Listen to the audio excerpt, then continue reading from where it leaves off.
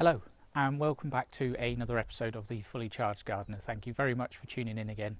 I really do appreciate it. So in today's video we are going to be talking about summer pruning wisteria. One of the questions I get asked all the time here in the gardens is how do you get your wisteria to flower so well? And one of the key things to getting a wisteria to flower is correct pruning, and it is so simple. So let's go and do some pruning and I'll show you just how we do it. So to the pruning itself. Now, one of the key things I really want to emphasize during this video is don't be afraid when it comes to pruning. Wisteria especially is tough as old boots, so you're not really going to do a lot of harm unless you just go right to the bottom and lop it off. So most places will tell you that August is the prime time to be pruning wisteria, and there's nothing wrong with that. But we're in a location, and I brought you down here to the pergola because this is actually usually an aisle for a lot of people's weddings. So if I was to wait till August, I mean, we're at the 1st of June now, so if I was to wait till August, this thing will have gone across to the other side of the pergola and wrapped itself around, and brides wouldn't be able to get through for their ceremony, which wouldn't go down too well. At the moment we are closed due to the virus, which is one of the reasons why this has been left to grow, and it gives me an ideal opportunity to show you with some decent material. So anyway, what I'm trying to say is you don't have to wait till August to prune it. One of my pet hates actually is wisterias that are, you know, 6 foot off of a building and just out of control. You can keep wisteria nicely controlled as I've got here. So anyway, to the pruning, which is what you guys want to know about. So basically, as a general rule for summer pruning, you prune to 4 or 5 buds, and I'll bring you in for a close-up, and basically all you're doing is going back to where the new growth has started, and you go 1, 2, 3, 4, 5, and then snip it off. Just like that. It is important to have sharp secateurs. Whenever you're doing any pruning, sharp secateurs, you want a nice clean cut, or snips as I like to call them. So again, I'll show you from a distance, and we're just going 1, 2, 3, 4, 5, and there we go. As you can see, cutting back to 5 buds, the growth is still quite a long way off of the pergola, and that's just no good for us here. That's going to be catching people as they walk through, especially as this wood ripens, becomes a lot stiffer, misses. It's going to be catching people's eyes. And also what we want to do here with this pergola is keep the wisteria quite tight to the structure. One of my pet hates is when you see wisterias on buildings and they're just 6 foot off the building, and it's going to be a nightmare because it's just going to pull itself off eventually. There's a lot of weight in these wisteria vines once they mature. So you can keep them quite neat and compact. Now, I already made a couple of cuts here earlier.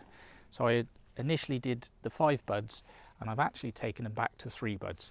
So as you can see, what we've got here is a nice neat plant, and you'll probably find you'll have to come back and prune a couple more times in the season on a structure like this, because as the new shoots appear, because quite often when you've made a cut, that'll decide, no, I'm going again, and it will put out another shoot, which is why we come and do a second pruning in winter, but that's for another video.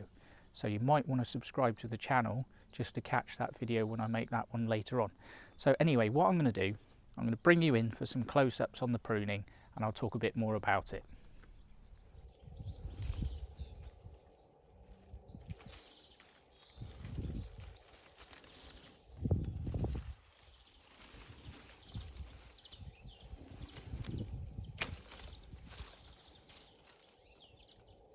So basically, all we're doing by pruning is refocusing the plant's energy from putting on vegetative growth into setting buds for flowers. That's why we're doing it.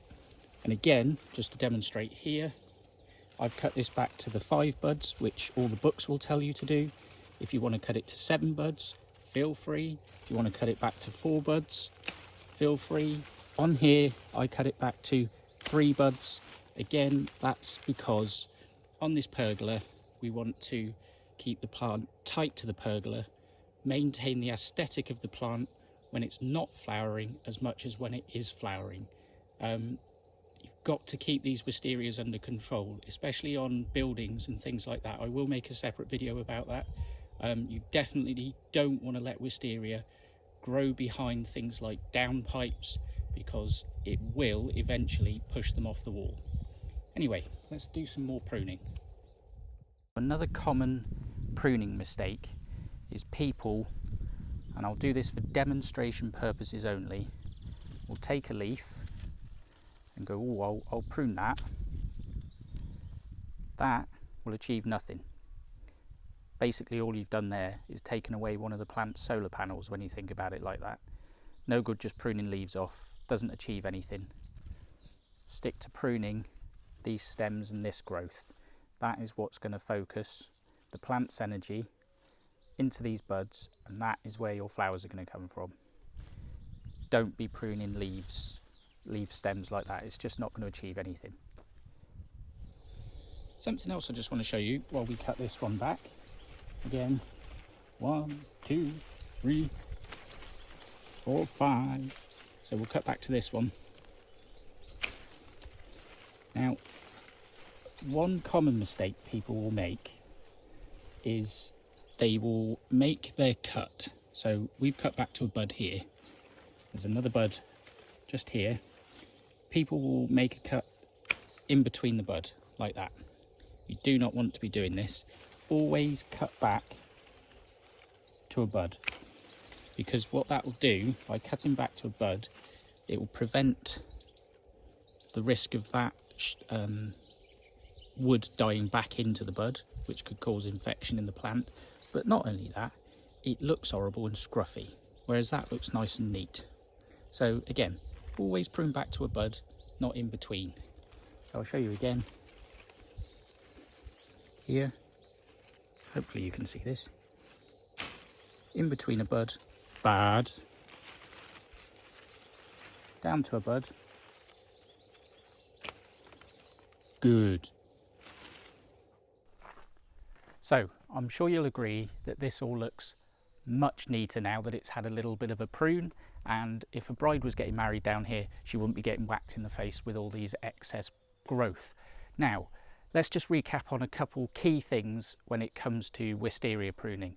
Number one, sharp secateurs, snips. Always use sharp tools for that nice clean cut. Always prune back to a bud. And again, like I was saying before, it doesn't matter if you cut back to 7 buds, 5 buds. We do 3 buds here to keep the plants nice and tight back and keep this spiral shape. Again, I will do some footage of that just to show you. So you can keep wisteria under control with pruning. And again, that pruning will focus the plant's energy back into those buds, which will then produce the flowers. Now again, talking about plants' energy, believe it or not, wisteria is a legume, like peas and things like that, part of the Fabaceae family. So they have little nodules on the roots which actually fix nitrogen, which means the plant can produce its own nitrogen, which is one of the reasons why it's so efficient at growing so rapidly. So if you do want to feed your plants, don't feed it with a high nitrogen feed. Feed with a high potash feed. That's what's going to help with flower production, basically. Also, at the moment, we are very dry. So it's really important to keep your wisterias well watered, but don't water them so much that they are sat in water. They do prefer well-drained soil. And as you can see here, we're in a nice sunny position. Wisteria thrives in a sunny spot. So those are the key things really. And then again, we do prune wisteria more than once a year. And going back to that, like I say, we're in June at the moment, and ordinarily I'd probably be pruning back in May, to be honest. It all depends on the year really.